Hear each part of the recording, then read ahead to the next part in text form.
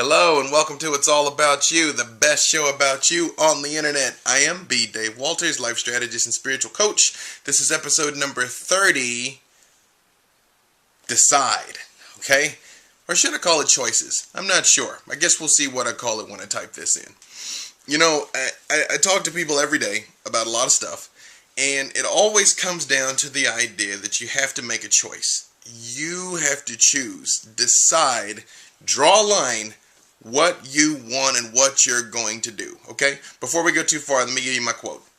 Nothing is more difficult and therefore more precious than to be able to decide, by Napoleon Bonaparte.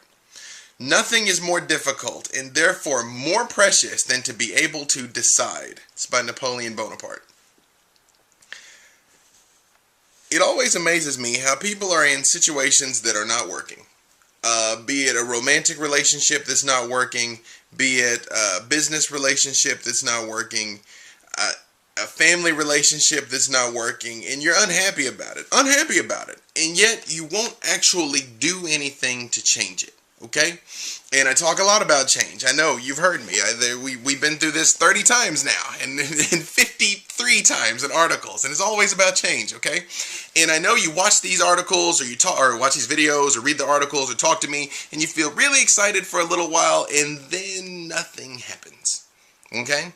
Because at some point, you have to make a choice. Again, it's like No Country for Old Men, the coin toss scene. I'm sorry, I'm shaking the camera here. It's like the coin toss scene.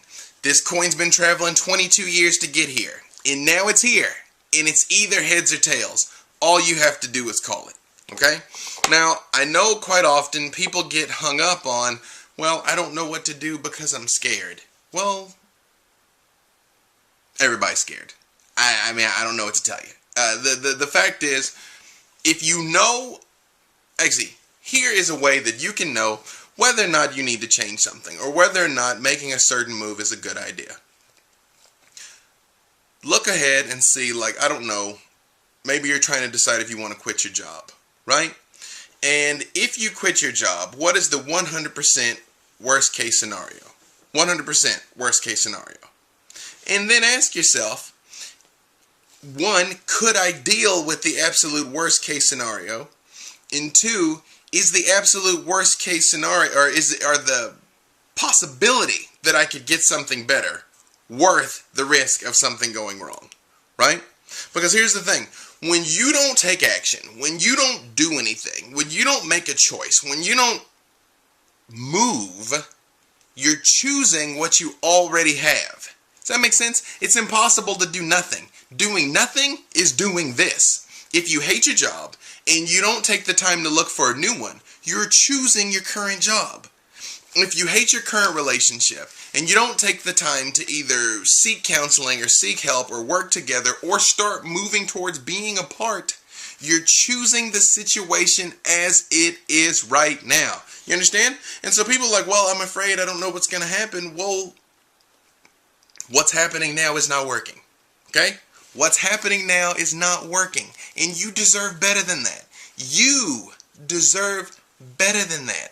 You deserve to have a career that's your passion, that you wake up excited, and that you can't believe you have the honor and privilege of even doing this. That you can't believe that somebody actually pays you to do what you do. You deserve that. People have that. I have that. You don't have to look hard for people that are pursuing their passion all around you. You don't have to stay at your job just because you've been here. Like, this is another thing.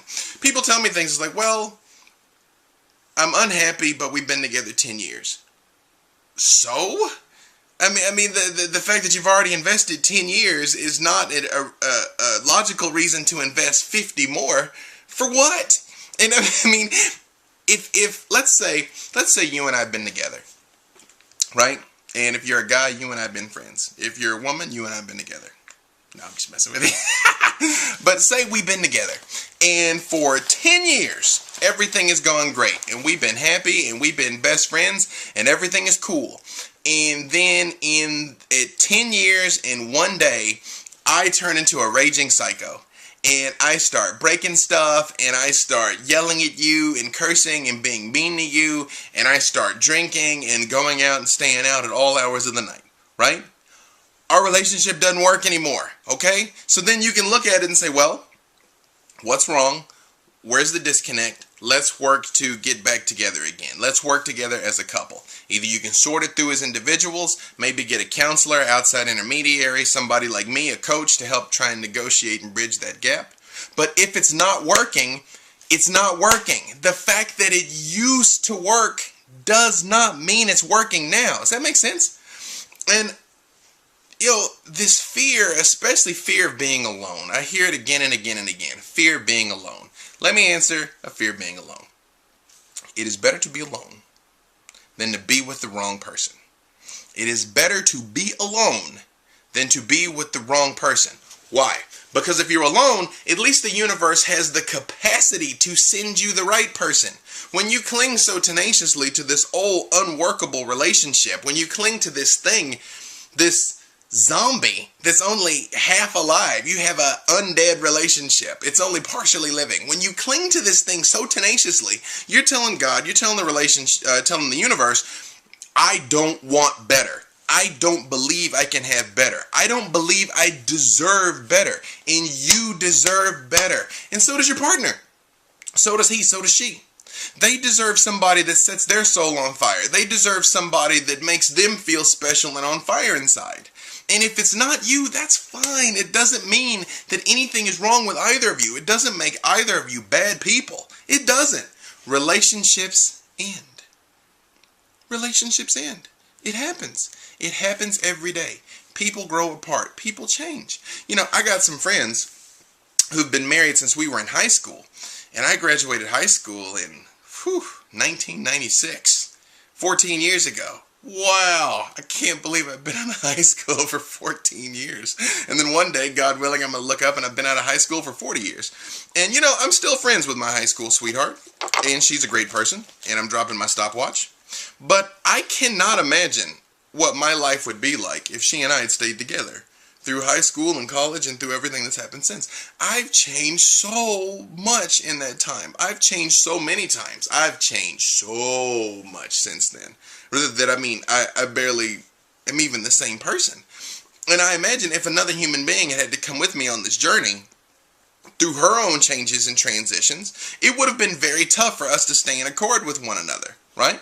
So I guess actually with that person in particular, clearly we did not stay in accord with one another. So